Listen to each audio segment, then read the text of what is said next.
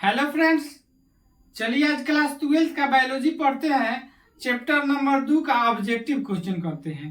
तो चलिए देर न करते हुए यहीं से स्टार्ट करते हैं वीडियो को। देखिए क्वेश्चन क्या कह रहा है। क्वेश्चन आप लोगों को दिखाई दे रहा होगा। देखिए क्वेश्चन यहाँ पे दिखाई दे रहा है, आवृत्त बीजियों में लैंगिक जनन के आधार है। आवृत्त बीजियों में लैंगिक जनन के आधार है। तो देखिए यहाँ पे ऑप्शन कर रहा है पुष्प, बी में कर रहा है बीज, और सी में कर रहा है फल, और डी में कर रहा है भ्रूणकोश। तो आप लोगों को पता होना चाहिए आवृत्त बीजी मतलब पहले क्या होता है, इसके बारे में जानते हैं। वैसा फल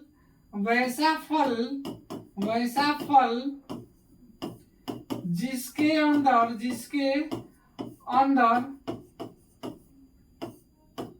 बीज होता है क्या कहलाता है? आवृत्त बीजी पौधा कहलाता है। अर्थात कहने का मतलब वो इस प्रकार के जो बीज बनेंगे वो उसके ऊपर एक फल का क्या होता है, आवरण पाया जाता है। ठीक है, आवृत्त बीजी। तो चलिए इसका जो है आवृत्त बीजियों में लैंगिक जनन के आधार पूछ रहा है, तो इसका आंसर आप लोगों को दिखाई दे रहा होगा। ऑप्शन नंबर क्या हो जाएगा? ए हो जाएगा। ऑप्शन नंबर क्या हो जाएगा? ए हो जाएगा। अर्थात इसका आंसर पुष्प होगा। ठीक है, पुष्प पता होना चाहिए कि इसमें पता होना चाहिए कि पुष्प जो होता है आवृत्त बीजियों का क्या होता है, लैंगिक जनन का जो लैंगिक जनन होता है, लैंगिक जनन होता है, जनन वो किसमें होता है? पुष्प में ही संपन्न होता है। क्योंकि हम लोग पढ़े हैं कि नर तथा मादा भाग नर तथा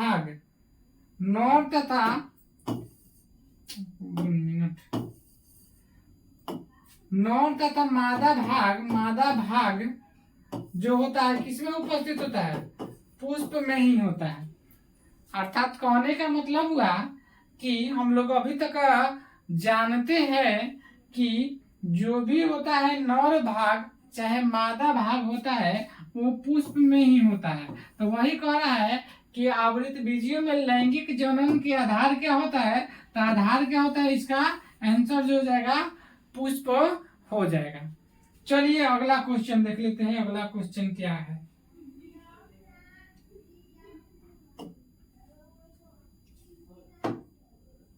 क्वेश्चन नंबर 2 क्या कह रहा है? 1 मिनट, इधर आ गया है, नेक्स्ट करते हैं। हाँ यहाँ पे देखिए क्वेश्चन नंबर 2 क्या कह रहा है, हम लोगों को इधर कर देते हैं। चलिए क्वेश्चन नंबर 2 कह रहा है पुष्पों में स्त्रीकेसर के जयांग संतति किन जनन अंगों का प्रतिनिधित्व करते हैं? किन जनन अंगों का क्या करते हैं? प्रतिनिधित्व करते हैं। देखिए सबसे पहले कह रहा है कि पुष्पों में कौन सी स्त्रीकेसर के बात कर रहा है। स्त्रीकेसर के जो जयांग होते हैं संतति किन जनन अंगों का प्रतिनिधित्व करते हैं।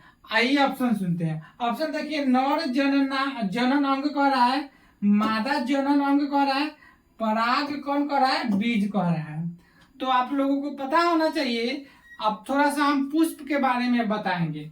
चलिए इसका जो है कुछ पुष्प को जो है हम संरचना का थोड़ा सा बना देते हैं।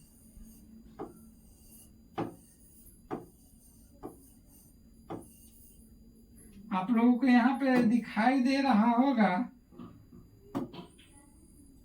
कलर चेंज करके था, कलर नहीं मैम। हाँ चलिए यहाँ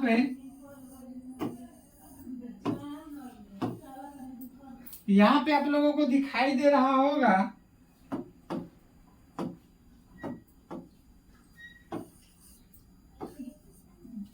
ये एक आप लोगों को दिखाई दे रहा होगा पुष्प हो गया। क्या हो गया? पुष्प हो गया। अब हम लोग ये वाला जो संरचना आप लोगों को यहाँ से यहाँ तक दिखाई दे रहा होगा, इसको हम लोग क्या बोलते हैं? जयांग बोलते हैं। क्या बोलते हैं? पुष्प को, हाँ दिखाई, थोड़ा कलर चेंज कर देते हैं, इसको क्या बोलते हैं, जयांग बोलते हैं। तो जयांग जो होता है, पता होना चाहिए कि पुष्प का क्या होता है, मादा जनन अंग होता है। क्या होता है, पुष्प का मादा जनन अंग होता है। अब जयांग का भी बात कर ले तो 3 भाग होता है। जयांग का भी ये 3 भाग होता है। सबसे पहले जान लेते हैं 3 भाग कौन कौन होता है। तो आप लोगों को पता होना चाहिए। थोड़ा सा हम इसको इरेज कर दे रहे हैं। देखिए, जयांग का 3 भाग के, एक होता है अंडाशय होता है, अंडाशय होता है, एक होता है वर्तिका, वर्तिका, और एक होता है वर्तिकाग्र होता है। ये जयांग का 3 भाग होता है, ठीक है। और पता होना चाहिए कि ये जो जयांग जो होता है, इसकी सबसे छोटी इकाई का बात कर जाए तो स्त्री केसर होता है। क्या होता है, स्त्री केसर होता है। अर्थात कहने का मतलब हुआ कि जो जयांग का निर्माण होता है वो किससे होता है, स्त्री केसर से होता है। तो देखिए यहाँ पे क्या पढ़ा है, बोल रहा है क्वेश्चन, स्त्री केसर के जयांग संतति किन जनन अंगों का प्रतिनिधित्व करता है। तो ये चीज आप लोगों को मालूम हो गया होगा कि क्या होता है। ऑप्शन नंबर इसका बी आंसर हो जाएगा, मादा जनन अंग इसका आंसर हो जाएगा। क्या हो जाएगा, मादा जनन अंग। देखिए यहाँ पे आप लोगों को मालूम होना चाहिए, स्त्री केसर जयांग के बारे में बात कर रहे हैं। तो इसका जो राइट आंसर हो जाएगा ऑप्शन नंबर बी हो जाएगा। आप लोगों को एकदम ऑप्शन के साथ डील करा रहे हैं, अच्छा से बता रहे हैं। उम्मीद है कि इस चीज को आप लोग समझ पाए होंगे। चलिए अगला क्वेश्चन की तरफ चलते हैं। अगला क्वेश्चन क्या कर रहा है, हाँ यहाँ पर देख सकते हैं आप लोग, क्वेश्चन नंबर 3 कर रहा है, परागकण विकसित होते हैं, परागकण विकसित होते हैं। तो सबसे पहले आप थोड़ा सा इसका जो है फूल के बारे में जान लेते हैं। यहाँ जो है, यहाँ पे आप लोगों को दिखाई दे रहा होगा ये वाला संरचना, ये वाला संरचना, इसको हम लोग बोलते हैं, कुल मिला के टोटल का बात करते हैं तो पुमंग बोला जाता है। क्या बोला जाता है, पुमंग। अब पुमंग का जो है बात, यहाँ पे अगिल का पेज ले लेते हैं। हाँ, यहाँ पे दिखाई दे रहा होगा कि ये है, मान के चलिए हम यही संरचना खाली बताए हैं। टोटल का नाम है क्या, पुमंग नाम है। क्या नाम है, अब पुमंग का आप लोग पढ़े होंगे कि 3 गो भाग होता है। क्या होता है, एक होता है पराग, पराग कोश, इसको कहते हैं पराग कोश। ये वाला भाग होता है, इसको बोलते हैं तंतु, या इसको बोलते हैं योजी या संयोजी, बात एक ही है, इसको योजी बोलते हैं। 3 भाग होते हैं।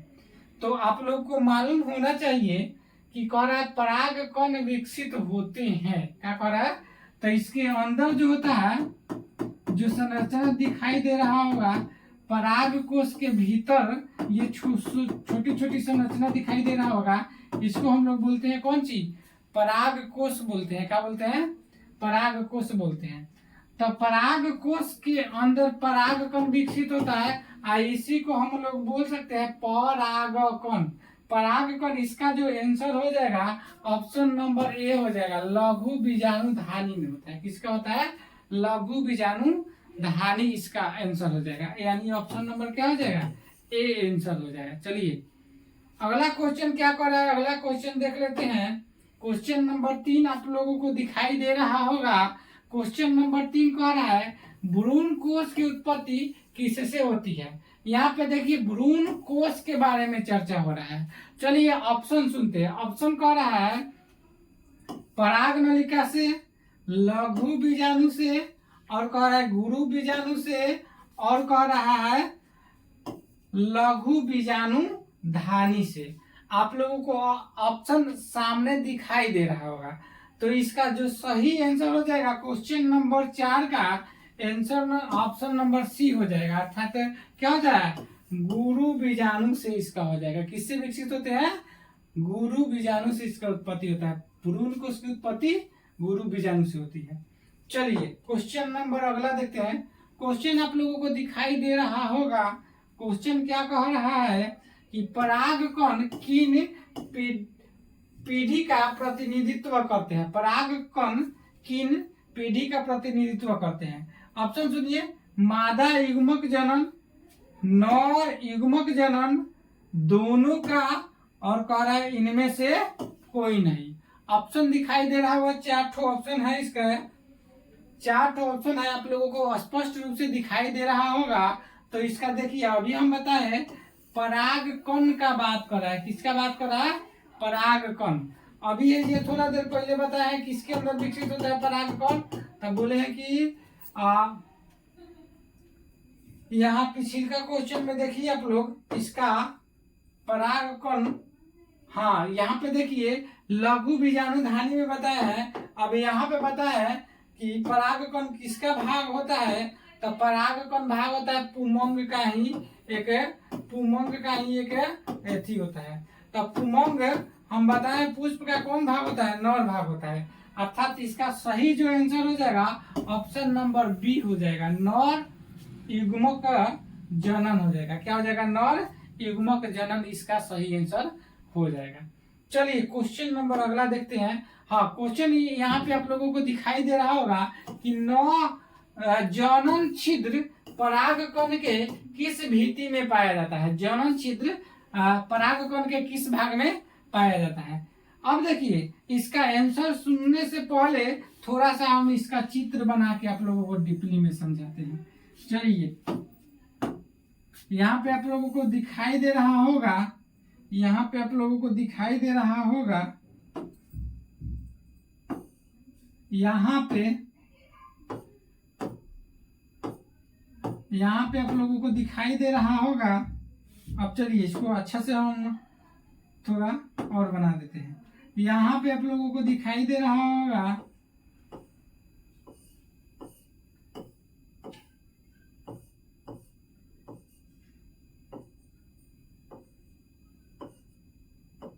हाँ आप लोगों को दिखाई दे रहा होगा। पहले परागकण, ये परागकण हो गया, इसका बाह्य आवरण होता है, इसका होता है अंतः आवरण होता है, अंतः आवरण होता है। इसको हम बोलते हैं जनन छिद्र, जनन छिद्र इसको बोलते हैं। अब ये है परागकण। आप लोगों को पता होना चाहिए कि जनन छिद्र परागकण के किस भित्ति में पाया जाता है। तो आप लोगों को पता होगा कि देखिए सबसे बाहरी आवरण है, सबसे आंतरिक आवरण है। तो ये छिद्र आप लोगों को दिखाई दे रहा होगा। यहाँ जो है 1 मिनट, थोड़ा सा इसको हम दूसरा कलर लेते हैं और इसको और पतला कर देते हैं। यहाँ पे दिखाई दे रहा होगा आप लोगों को, यहाँ पे दिखाई दे रहा होगा कि किस पे उपस्थित है? बाह्य छिद्र पर स्थित है। किस पे स्थित है? बाह्य छिद्र पर। अर्थात इसका जो होता है आंसर जो हो जाएगा ऑप्शन नंबर आप लोग देख सकते हैं, ऑप्शन नंबर ए आंसर हो जाएगा। कि कौन हो जाएगा? ऑप्शन नंबर ए आंसर हो जाएगा। चलिए, इतना डीपली में आप लोगों को पढ़ा रहे हैं, ये ज्यादा से ज्यादा इस वीडियो को आप लोग शेयर कीजिएगा। हाँ, क्वेश्चन नंबर 7 क्या कह रहा है?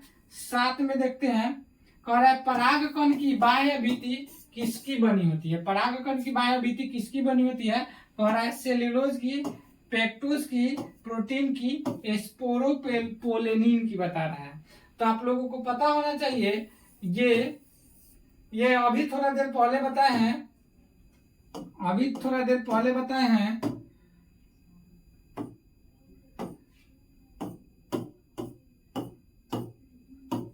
आप लोगों को अभी थोड़ा देर पहले बताए हैं। क्या बताए हैं? तब पता होना चाहिए। यहाँ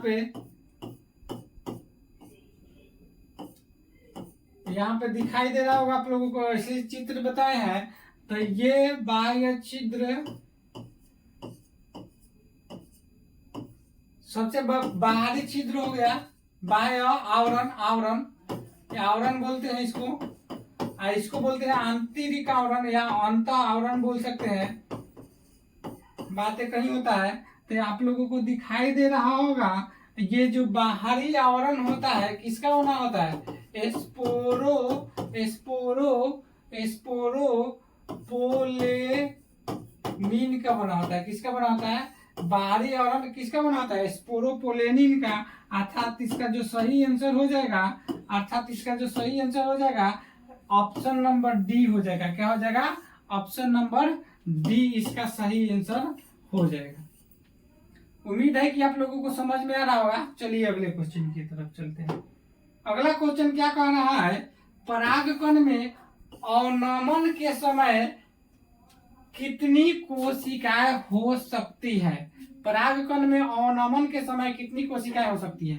कह रहा है एक, कह रहा है एक या दो, कह रहा है दो या तीन, कह रहा है तीन या चार। ऑप्शन इसका दिखाई दे रहा होगा आप लोगों को। तो इसका जो सही आंसर हो जाएगा क्वेश्चन नंबर 8 का सी ऑप्शन हो जाएगा। क्या हो जाएगा? दो या तीन ऑप्शन जो इसका आंसर होगा, दो या तीन इसका आंसर हो जाएगा।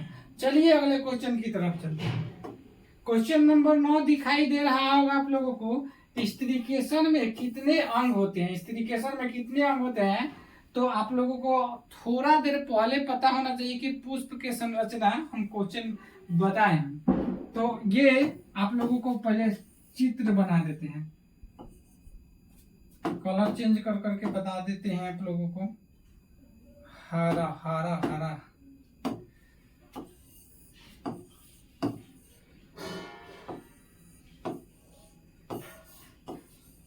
यहाँ पे दिखाई दे रहा होगा आप लोगों को।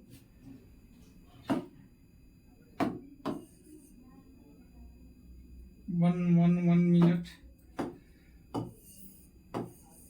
ये दिखाई दे रहा होगा। यहाँ पे जो संरचना दिखाई दे रहा है आप लोगों को, इसको हम लोग क्या बोलते हैं? जयांग, या इसको बोल सकते हैं, 1 मिनट, इसको जयांग या बोल सकते हैं, या स्त्री केसर। अभी बताया स्त्री केसर। तो स्त्री केसर का हम लोग पढ़े हैं क्या कई गो भाग होता है? तो बोले हैं कि एगो होता है अंडाशय, एक होता है वर्तिका, एक होता है वर्तिकाग्र। यानी अंडाशय, ये स्त्रीकेसर का कई गो भाग हो गया? 3 भाग आप लोगों को दिखाई दे रहा होगा। तो इसका जो सही आंसर हो जाएगा, आप लोगों को ऑप्शन देखिए इसमें दिखाई दे रहा है 1, 2, 3 और 4। ऑप्शन इसका सही आंसर जो हो जाएगा सी ऑप्शन हो जाएगा। इसका राइट आंसर कौन हो जाएगा? सी आंसर हो जाएगा। अर्थात 3 गो होता है। 3 कौन कौन होता है ये चीज आप लोगों को बता दी हमने। अब देखिए, एक परिपक्व भ्रूणकोश में कोशिकाओं की संख्या होती है। एक परिपक्व भ्रूणकोश में कोशिकाओं की संख्या होती है। तो आप लोगों को ऑप्शन दिखाई दे रहा होगा 5, बी 7, सी 8 और डी क्या कर रहा है? 3 कर रहा है। तो इसका सही आंसर ऑप्शन नंबर क्या हो जाएगा? बी हो जाएगा। क्या हो जाएगा? सही आंसर बी हो जाएगा, 7 को। चलिए इसका जो है थोड़ा चित्र के माध्यम से समझते हैं। हाँ, यहाँ पे आप लोगों को दिखाई दे रहा होगा, ये कलर सूट नहीं कर रहा है। चलिए इसको हरा ले लेते हैं। इस तरह से कुछ संरचना आप लोग कहीं ना कहीं जरूर देखे होंगे। तो ये देखिए कह रहा है कि कोशिकाओं की संख्या, तो 3 को यहाँ पे दिखाई दे रहा होगा और 3 को यहाँ पे दिखाई दे रहा होगा। 6 और 1 यहाँ पे दिखाया है। दोनों को मिलाकर ध्रुवीय केंद्रक इसको बोला जाता है। तो ये 3 और 3 6 है, कब हो गया? 7। इसी दोनों को मिलाकर के एक हम लोग पढ़ते हैं, इसको ध्रुवीय केंद्र कहा जाता है। तो यहाँ पे दिखाई दे रहा होगा इसका 7, ऑप्शन नंबर क्या हो जाएगा? बी आंसर हो जाएगा। उम्मीद है कि ये 10 क्वेश्चन आप लोगों को समझ में आया होगा। समझ में आया होगा तो इस वीडियो को ज्यादा से ज्यादा शेयर कीजिए। और हमारे चैनल पर आप नए हैं तो हमारे चैनल को थोड़ा सब्सक्राइब कर दीजिए। मिलते हैं अगले वीडियो में। आज के लिए इतना ही।